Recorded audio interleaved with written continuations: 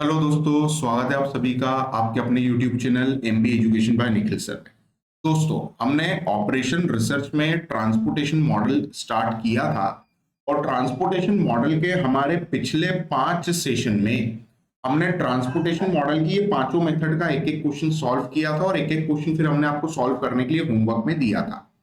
और सबसे पहली जो मेथड हमने सीखी थी वो लिस्ट कॉस्ट मेथड सीखी थी। उसके बाद फिर row minima, then column minima, then north west corner rule, then Vogel's approximation method, जिसे हम वेम या पेनल्टी मेथड या रिग्रेट मेथड भी कहते हैं। ये मेथड हमने पिछले सेशन में सीखी थी। और इन पांचों मेथड में जो मोस्ट इंपॉर्टेंट मेथड है दैट इज योर वेम मेथड, क्योंकि एग्जामिनेशन में अगर क्वेश्चन में मेथड का नाम मेंशन नहीं है तो फिर आपको वेम मेथड ही लगाकर क्वेश्चन को क्या करना होगा, सॉल्व करना होगा। और वेम मेथड को हम पेनल्टी मेथड भी कहते हैं और जिसके कंसेप्ट को हमने पिछले सेशन में डिटेल में देखा था। तो अगर आपने हमारा वेम का पिछला सेशन नहीं देखा है तो आप पहले वेम का सेशन देख लें, फिर आप इस वीडियो को आगे कंटिन्यू करें।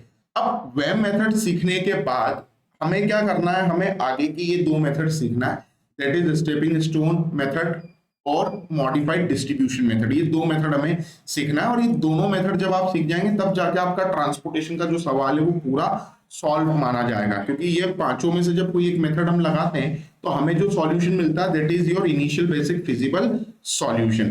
फिर इनिशियल बेसिक फिजिबल सॉल्यूशन के बाद हम पता करते हैं ऑप्टिमम सॉल्यूशन। और ऑप्टिमम सॉल्यूशन पता करने की ये दो मेथड होती है, एक स्टेपिंग स्टोन होती है, एक मॉडिफाइड डिस्ट्रीब्यूशन मेथड होती है, जिसे हम शॉर्ट में क्या कहते हैं, मोडी।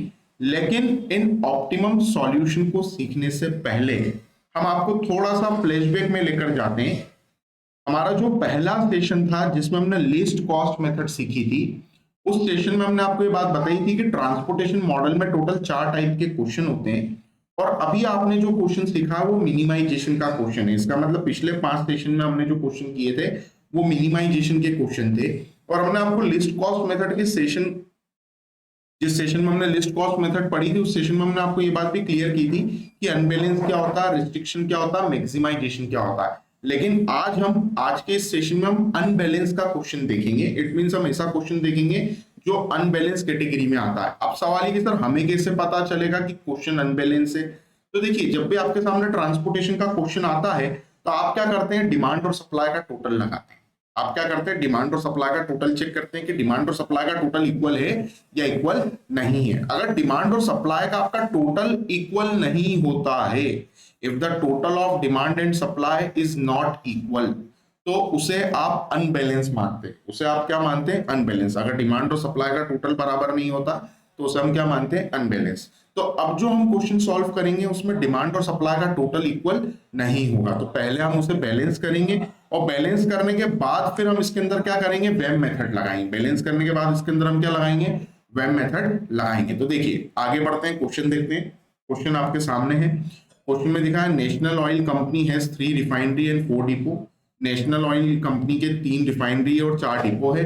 Transportation cost per ton, capacities and requirement are as follows. R1, R2, R3, D1, D2, D3, D4 आपको क्वेश्चन में गिवन है, 3 रिफाइनरी और 4 डिपो। ट्रांसपोर्टेशन कॉस्ट गिवन है, साथ में डिमांड और सप्लाई गिवन है। आगे लिखा है determine the optimal allocation of output so that the total cost of transportation is minimised.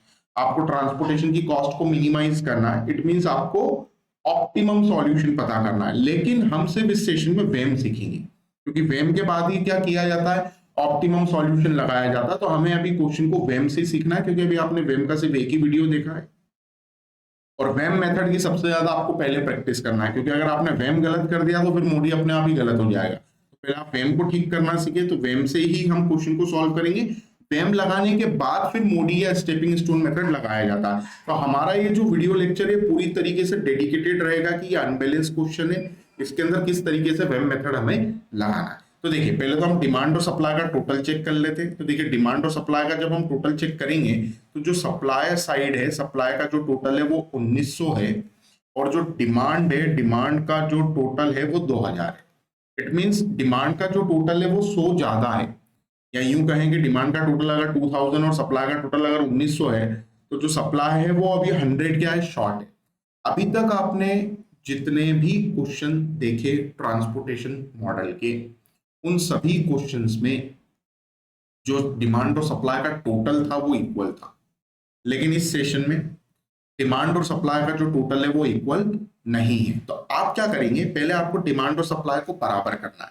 तो बराबर करने के लिए क्या करना होगा, सप्लाई में 100 को जोड़ना पड़ेगा। जैसे हम सप्लाई में 100 जोड़ेंगे तो डिमांड के बराबर हो जाएगा। तो हम क्या करते हैं, आगे आते हैं, आगे आकर ये जो सप्लाई लिखा है यहाँ पे 100 लिख देते हैं। जैसे आप 100 लिखेंगे तो आपका जो सप्लाई पहले 1900 था उसमें 100 प्लस होके वो भी 2000 हो गया, और नीचे तो ऑलरेडी आपका 2000 है। अब आपको क्या करना है, आपको यहाँ पे लगाना है डमी। क्या लगाना है, डमी। डमी रो लगाना है। जब सप्लाई शॉर्ट रहती है तब डमी रो लगाई जाती है, जब डिमांड में शॉर्ट रहता है तब डमी कॉलम लगाया जाता है। अगर डिमांड में क्वांटिटी कम दी है तो आप कॉलम में डमी लगाएंगे, और अगर सप्लाई में क्वांटिटी आपको कम गिवन है तो आप फिर क्या करेंगे, रो में डमी लगाएंगे। तो हमें यहाँ पे पहले एक डमी रो लगानी है जिसमें हम ट्रांसपोर्टेशन कॉस्ट लिखेंगे 0 0 0 0। तो हमने 0 0 लिख दिया। अब हमें क्या करना है, इस क्वेश्चन में वेम मेथड लगाना है। तो याद कीजिए, वेम मेथड में हमने आपको ये बात बताई थी कि वोगल्स अप्रोक्सीमेशन मेथड में सबसे पहले पेनल्टी पता करते हैं हर एक रो हर एक कॉलम की।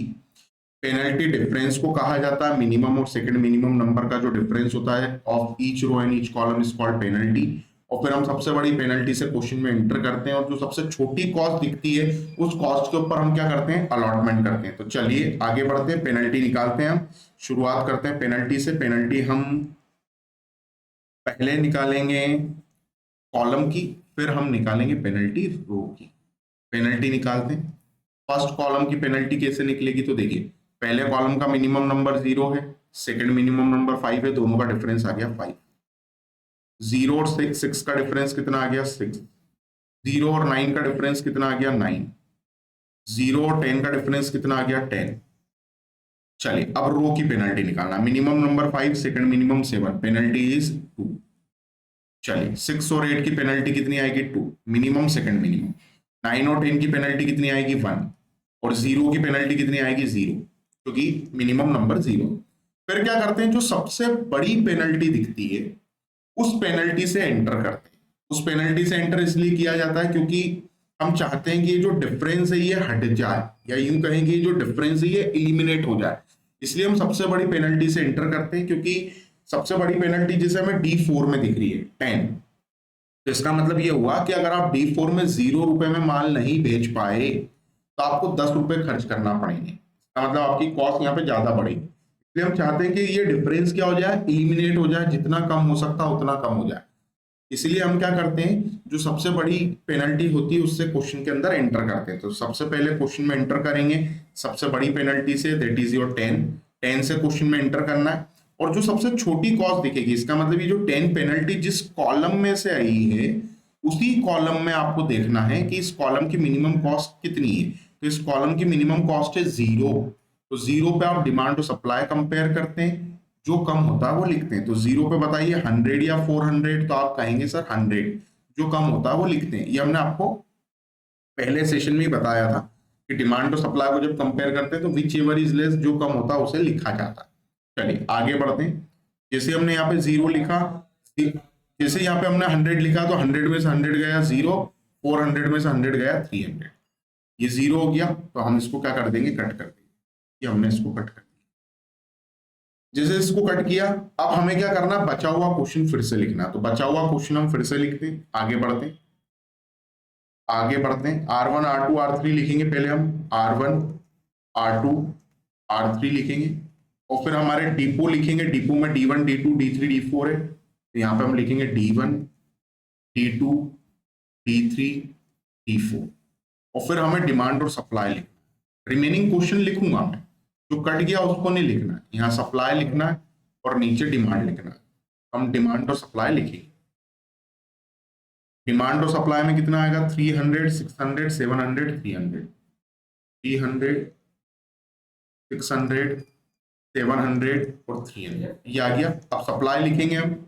सप्लाई में कितना आएगा, तो सप्लाई में आएगा 700 400 800। 700 400 और 800 ये हमने लिख दिया। अब क्या करना है, मुझे ट्रांसपोर्टेशन कॉस्ट लिखना है। तो ट्रांसपोर्टेशन कॉस्ट लिख देते हैं 5 7 13 10। यहाँ लिख देते हैं 5 7 13 और 10। फिर आगे लिखते हैं हम ट्रांसपोर्टेशन कॉस्ट 8 6 14 13। ये हमने लिखा 8 6 14 13।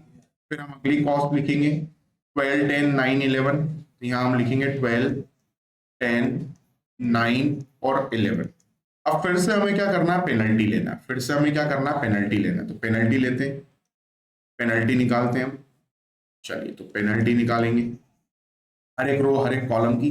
और पेनल्टी क्या होता है, तो penalty is the difference of minimum and second minimum number. तो पहले कॉलम का सबसे छोटा नंबर 5 है, उससे बड़ा नंबर 8 है, पेनल्टी आएगी 3। 6 और 7 की पेनल्टी आएगी 1। 9 और 13 की पेनल्टी आएगी 4। 10 और 11 की पेनल्टी आएगी 1। फिर रो की पेनल्टी निकालना है, सबसे छोटा नंबर 5, उससे बड़ा नंबर 7, पेनल्टी इज 2। 6 और 8 की पेनल्टी कितनी आएगी, 2। फिर 9 और 10 की पेनल्टी कितनी आएगी, 1।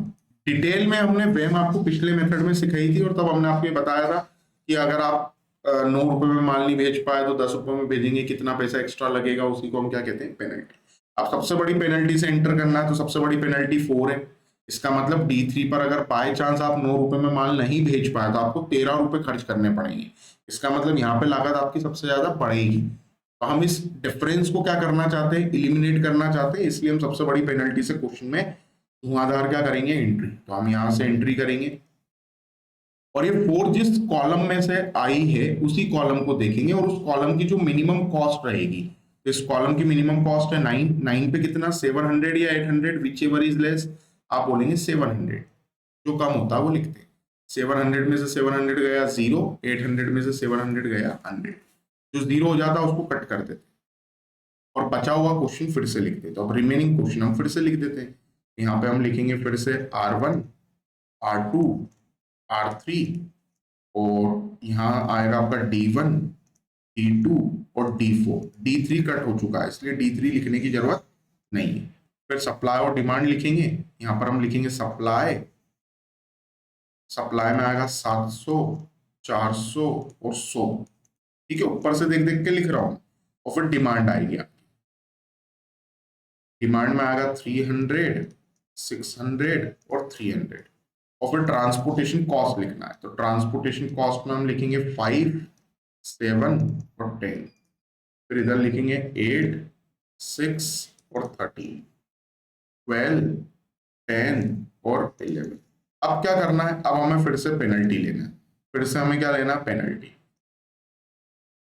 फिर से पेनल्टी लेना है, and penalty is the difference of minimum and second minimum number. तो पेनल्टी कैसे लेंगे, देखिए पेनल्टी कैसे लेना है, तो वही मिनिमम सेकंड मिनिमम नंबर के डिफरेंस को पेनल्टी कहते हैं। अब पहले कॉलम में तो कोई चेंज हुआ नहीं, तो पेनल्टी यहाँ पे फिर से वही लिख दो 3। D2 में भी कोई चेंज नहीं हुआ, तो पेनल्टी फिर से लिख दो 1। ऊपर से देख के लिख रहा हूं मैं। फिर यहां भी आप क्या करेंगे, 1 लिख देंगे, क्योंकि D4 में भी कोई चेंज नहीं हुआ। आपको निकाल के देखना, निकाल के देख लो। सबसे छोटा 5, उससे बड़ा 8, पेनल्टी आएगी 3। सबसे छोटा 6, उससे बड़ा 7, पेनल्टी आएगी 1। सबसे छोटा 10, उससे बड़ा 11, पेनल्टी आएगी 1। अब रो की पेनल्टी देखते हैं, तो देखिए 5 और 7 की पेनल्टी कितनी हो जाएगी, 2। 6 और 8 की पेनल्टी कितनी हो जाएगी, 2। और 10 और 11 की पेनल्टी हो जाएगी 1। ठीक है, ये हमने पेनल्टी निकाली। अब फिर से सबसे बड़ी पेनल्टी देखेंगे। सबसे बड़ी पेनल्टी कौन सी है, 3। तो 3 से एंटर करना है, और ये 3 जिस कॉलम में से निकली है उस कॉलम की मिनिमम कॉस्ट, आप कहेंगे सर उस कॉलम की मिनिमम कॉस्ट है 5। तो 5 पर 300 या 700, विच एवर इज लेस। तो यहाँ पर 300 लिखा। जैसे आपने 300 लिखा, 300 में से 300 गया 0, 700 में से 300 गया 400।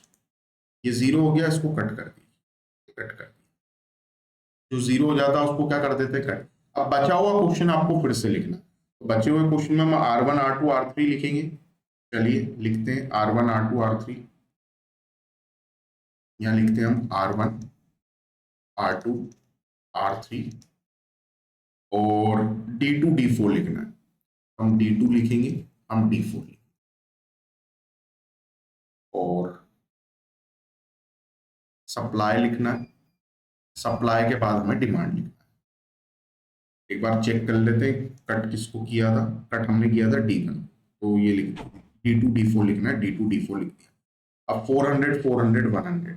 सप्लाई में आएगा 400, 400 और 100, ये हमने लिखा। और डिमांड में कितना आएगा, डिमांड में आएगा 600 और 300। यहाँ पर आएगा 600, यहाँ आएगा 300।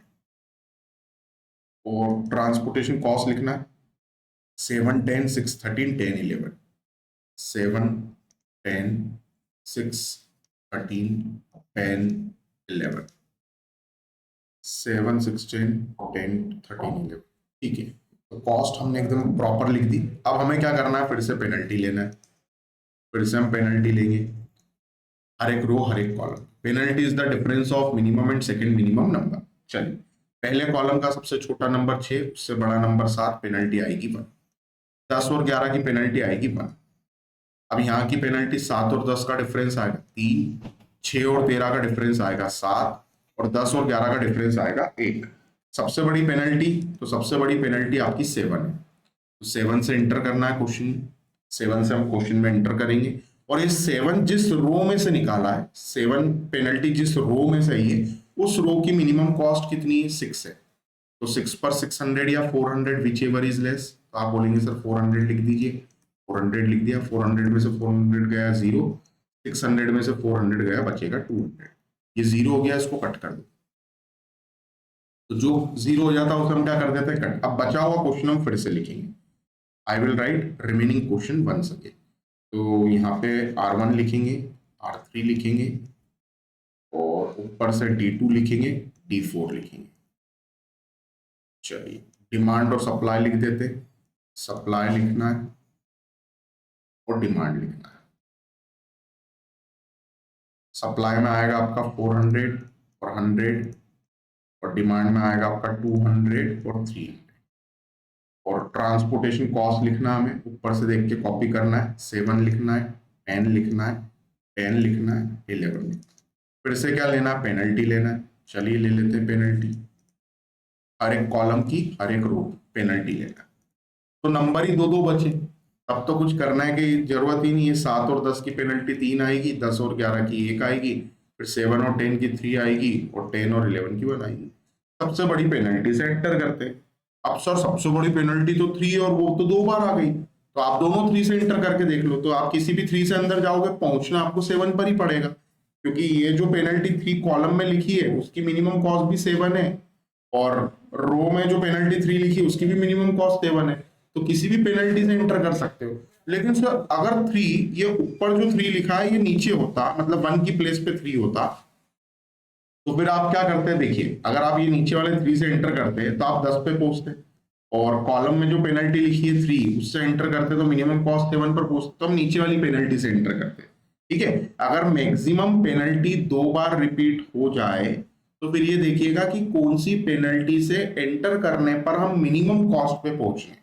ठीक है, तो इस सवाल में तो ऐसा कुछ इशू है ही नहीं, क्योंकि आप कहीं से भी एंटर कीजिए पहुंचेंगे आप 7 पर ही। ठीक है, आप चाहे नीचे से चले जाइए या ऊपर से चले जाइए, आपको आना 7 पर ही पड़ेगा। तो हम क्या करते, कहीं से भी एंट्री कर देते, यहां से एंट्री कर देते।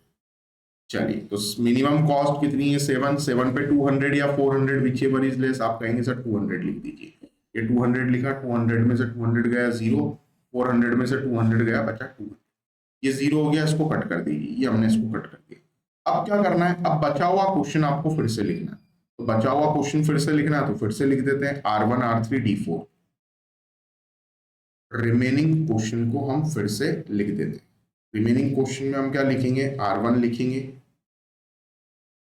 हम R3 लिखेंगे, और हम D4 लिखेंगे। फिर हम सप्लाई लिखेंगे, और फिर हम डिमांड लिखेंगे। क्योंकि हम वेम मेथड पढ़ चुके हैं ऑलरेडी पिछले सेशन में। अगर आपने वेम का पिछला वीडियो नहीं देखा है तो आप पहले वो वीडियो देखें, उसके बाद ही आप इसको देखें। कारण ये कि अब हम पूरा डिटेल में ना करते हुए सिर्फ डायरेक्ट क्वेश्चन को सॉल्व कर रहे हैं। चलिए, R1 R3, R1 10 है, R3 11 है। R1 10 है, 10 11, और डिमांड और सप्लाई में 300 है। यहाँ पर लिखना है 300, इधर लिखना है 200, और इधर लिखना है 100। अब क्या करना है, लास्ट में जब आपके पास सिर्फ एक कॉलम बचे या आपके पास सिर्फ एक रो बचे, अगर आपके पास सिर्फ एक कॉलम बचता है या आपके पास सिर्फ एक रो बचती है, तो फिर आपको पेनल्टी लेने की जरूरत नहीं है। आप डायरेक्ट क्या करेंगे, जो भी कॉस्ट मिनिमम दिखे उस पर चले जाइए। तो 10 मिनिमम है, 10 पे 200 या 300, तो आप बोलेंगे sir 200 which ever is less. 200 में से 200 गया 0, 300 में से 200 गया 100, ये 0 हो गया, इसको कट कर दीजिए। अब आपके पास सिर्फ 11 बचा है, 11 पे कितना लिखोगे 100, क्योंकि दोनों तरफ 100 है, 100 में से 100 गया 0, 100 में से 100 गया 0, क्वेश्चन आपका कम। अब आपको क्या करना है, क्वेश्चन पूरा सॉल्व कर लिया। अब इस क्वेश्चन को यहाँ पे हमने एक बार फिर से लिखा, यहाँ पे मैंने 100 लिख दिया था, आपका जो 100 लगाया था हमने सप्लाई में। अब हमें यहाँ पे अलॉटमेंट करना है। चलिए तो अलॉटमेंट इस क्वेश्चन में हम कर देते हैं। अलॉटमेंट देखिए कैसे होगा, आगे से लगाते हुए आते हैं हम अलॉटमेंट। सबसे पहला अलॉटमेंट 0 पे 100 हुआ, आगे आ जाइए, 0 पे 100 अलॉटमेंट कर दीजिए, ये कर दिया। फिर हमें क्या करना है, 0 पे 100 कर दिया, फिर 9 पे 700 करना है। 9 पे कितना करना है 700, 9 पे 700 कर दिया हमने अलॉटमेंट, ठीक है। 9 पे 700 के बाद फिर 5 पे 300 करना है, 5 ये वाला 5 पे 300 करने के बाद 6 पे 400 करना है, 6 पे 400 करना है, ये 400 कर दिया। फिर 7 पे 200 करना है, 7 पे कितना करना है 200, तो ये 7 पे हमने 200 का अलॉटमेंट कर दिया। आगे बढ़ते हैं, फिर 10 पे 200 करना है और 3 पे 100 करना है। 10 पे 200, 10 पे 200 करना है, और 11 पे R3, 11 पे 100 करना है, 11 पे 100 करना है। एक बार क्रॉस चेक कर लेते हैं। देखिए रो का टोटल 300 प्लस 200, 500 प्लस 200 700, इधर 400 है, इधर 800 है, इधर 100 है, इधर का टोटल कॉलम का देखेंगे 300, 600, 700 और 400, ठीक है। अब आप ट्रांसपोर्टेशन कॉस्ट निकाल लीजिए। तो ट्रांसपोर्टेशन कॉस्ट एकदम आसान है, ये सब कुछ आपको पता है, सिर्फ अनबैलेंस देखना था कि अनबैलेंस क्या होता है, ठीक है। अगर आपने पिछले 5 सेशन नहीं देखे हैं ट्रांसपोर्टेशन के, तो पहले वही देखना है, फिर इस सेशन को आगे कंटिन्यू करना है। तो क्या लिखेंगे ट्रांसपोर्टेशन कॉस्ट के लिए, 5 into 300 plus 7 into 200 plus 6 into 400 plus 9 into 700 plus 10 into 200 plus 11 into 100 plus 0 into 100, 0 into 100। Solve कर लेते हैं, तो इधर आएगा आपका 1500 प्लस 1400 प्लस 2400, 9 7 जा 6300, 2000, 1100, और ये आएगा आपका इरेज करना पड़ेगा, इसकी जगह हमें लिखना है 0, ये लिख दिया। अब टोटल लगा लेते हैं, तो 1500 और 1400 2900, 29 में 24 जोड़ेंगे 53, 53 में 63 जोड़ेंगे तो 11600, 11600 में 2000 जोड़ेंगे 13600, के अंदर 1100 जोड़ेंगे तो 14700। एक बार क्रॉस चेक कर लेते हैं, 1500 plus 1400 plus 2400 plus 300 plus 2000 plus 11, 14700, ये आ गई आपकी ट्रांसपोर्टेशन कॉस्ट। ये आपका क्वेश्चन कंप्लीट। इतना क्वेश्चन करने के आपको आधे नंबर मिलेंगे। आधे का मतलब 16 नंबर का क्वेश्चन है तो 8 नंबर, 20 नंबर का क्वेश्चन है तो 10 नंबर। हाफ मार्क्स मिलेंगे, क्योंकि अभी हमने सिर्फ वेम लगाया, तो क्या लगाना होता है, मोडी लगाना होता है, लेकिन मोडी हम आगे के सेशन में सीखेंगे। अब एक क्वेश्चन आपको होमवर्क में देते हैं, ये आपका होमवर्क क्वेश्चन है, ये आप सॉल्व करेंगे। ये भी अनबैलेंस क्वेश्चन है, पर मैं आपको हिंट नहीं दे रहा हूं कि डिमांड में शॉर्ट है या सप्लाई में शॉर्ट है। आपको पहले डिमांड और सप्लाई को बैलेंस करना है, टोटल बराबर करना है, फिर आपको उसके अंदर क्या करना है, वेम मेथड लगाना है। फॉर सॉल्यूशन आपको इसका सॉल्यूशन चाहिए। For solution you can download this app, play store पे ये ऐप अवेलेबल है, MBA education by Nikhil sir. साथ में अगर आप आईफोन यूजर है तो आईफोन यूजर के लिए ऐप स्टोर पर ये ऐप अवेलेबल है, और अगर आप लैपटॉप के थ्रू पढ़ाई करते हैं तो विंडोज की भी एप्लीकेशन इस ऐप की अवेलेबल है, जिसका डिस्क्रिप्शन आपको नीचे वीडियो की डिटेल में मिल जाएगा।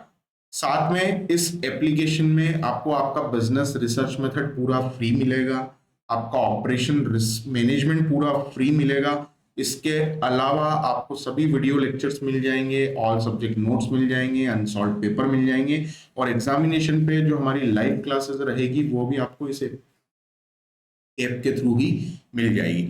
साथ में अगर आपने अभी तक चैनल को सब्सक्राइब नहीं किया है, साथ में आपने बेल आइकन प्रेस नहीं किया है, आप चैनल को सब्सक्राइब करके बेल आइकन प्रेस कर दें, क्योंकि न्यू वीडियोस के नोटिफिकेशन से उन्हीं लोगों तक पहुंचते हैं जिन्होंने चैनल को सब्सक्राइब करके बेल आइकन को प्रेस किया होता। तो इस सेशन के लिए इतना ही, अगले सेशन में फिर मुलाकात करेंगे एक नए सवाल के साथ।